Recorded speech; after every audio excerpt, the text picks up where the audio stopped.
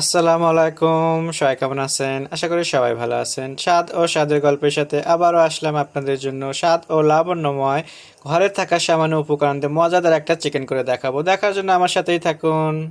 আবারও চলে আসলাম। এখন আপনাদেরকে দেখাবো একটু নতুন ভাবে চিকেন রান্না করে। সো এখানে আমি হাড্ডি সহ চিকেন নিছি, দেখতেই পারছেন। সো এটার জন্য মশলা করে নেব। এখানে আমি 2টা টমেটো আর একটার হাফ হলকা নিয়েছি, পেঁয়াজ কুচি দিয়ে দিচ্ছি। এখানে গরম মশলা, গোলমরিচ অ্যান্ড 4-5টা হলকার এলাচ দিচ্ছি, কয়েকটা লবঙ্গ, এক টুকরো জয়িত্রী দিয়ে দিচ্ছি, জয়ফলের গুঁড়ো। এখানে রসুন বাটা পরিমাণ মতো, আদা বাটা পরিমাণ মতো সেমভাবে দিয়ে দেব চিকেন অনুযায়ী, স্বাদ মতো লবণ। লবণটা একটু কম দেব যেহেতু একটু বাটার দেব, বাটারেও একটু লবণ থাকে। দিয়ে দিচ্ছি 1 টেবিল চামচ টক দই, দিচ্ছি ঝাল মরিচের গুঁড়ো। এখন আমি এগুলো সব কিছু একসাথে ব্লেন্ডার করে নেব।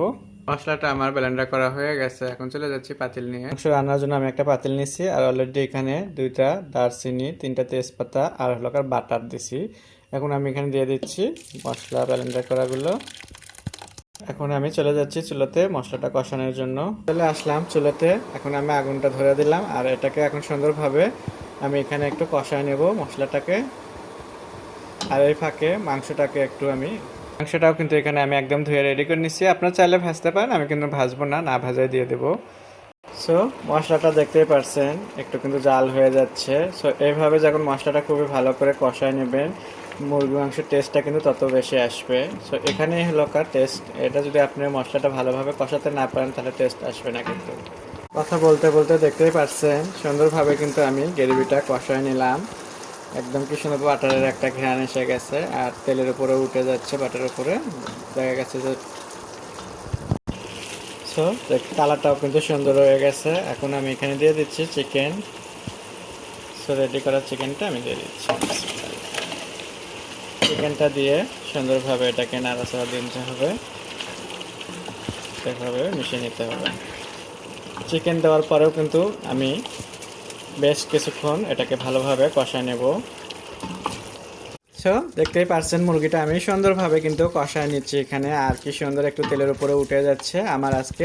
আপনারা ভাবতেছেন যে বাটার চিকেনের মতোই হচ্ছে, কিন্তু অবশ্যই বাটার চিকেনের মতোই স্বাদ হবে এটা, কিন্তু খেতে বাটার চিকেনের মতো অত মশলা লাগবে না। ঘরে থাকা সামান্য উপকরণ দিয়ে আপনারা কিন্তু এত মজাদার খাবার রান্না করতে পারবেন, দেখতেই পারছেন। সো আমি এইভাবে সুন্দরভাবে একটু কষায় নেবো এটাকে, আর একটু কষানো হবে, সেই পর্যন্ত আপনারা সাথেই থাকুন আমার। তো খুবই ভালো করে আমি মাংসটা কিন্তু কষানো হয়ে গেছে। এখন আর আমি করবো না। এখন আমি এখানে একটু দিয়ে দিচ্ছি ক্রিম। এখানে ক্রিম দিচ্ছি, আপনারা চাইলেন ঘন দুধ দিতে পারেন একটু। ক্রিমটা দেওয়ার পরে সুন্দরভাবে একটু নাড়াচাড়া নিচ্ছি আমি। এখন আমি এটাকে নাড়া নিয়ে একটু ঢাকনা দিয়ে কয়েক মিনিট রান্না করে নেব। এখানে আপনাদের যাদের ক্রিমে এরকম ক্রিম না থাকবে তারা কিন্তু একটু দুধের সাথে চাইলে ময়দা অ্যাড করে আপনার ক্রিম বানাতে পারেন। সো ওটা দিলেও খুবই মজা লাগে ময়দা দিয়ে। সেভাবে দিয়ে এটাকে রান্না করে দেখেন, খুবই ভালো লাগবে আপনাদেরও। এখন আমি এটাকে ঢাকনা দিয়ে কিছুক্ষণ রান্না করে নেব। ঢাকনা দিয়ে রেখে দিলে কিন্তু হবে না, মাঝে মধ্যে একটু নাড়াচাড়া দিতে হবে। গ্রেভিটা দেখতে পাচ্ছেন এত সুন্দর একটা কালার এসে গেছে। আপনারা ভাবতেছেন যে এটাকে বাটার চিকেন বলবেন না কি বলবেন, এটা কিন্তু বাটার চিকেনের মতোই টেস্ট এসে গেছে আর খুবই সুন্দর কিন্তু এটা কালারও, দেখতেই পারছেন। সো যেহেতু আমার রান্না হয়ে গেল কথা বলতে বলতে আপনাদের সাথে, এখন আমি এখানে একটু দিয়ে দিচ্ছি কয়েকটা কাঁচামরিচ দিয়ে দিচ্ছি আস্ত, আর একটু দিয়ে দিচ্ছি চিনি। নামানোর আগ দিয়ে চিনি দিয়ে দেবেন একটু।